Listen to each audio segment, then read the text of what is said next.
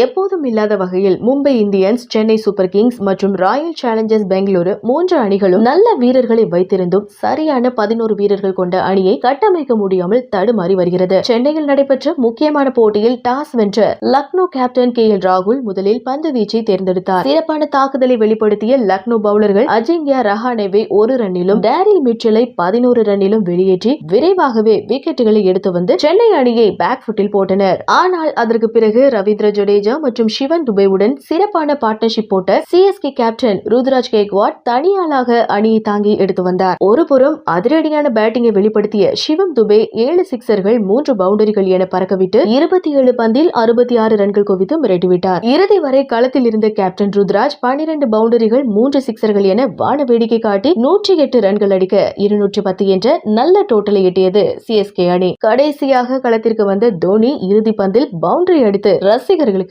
தரிசனம் கொடுத்தார்.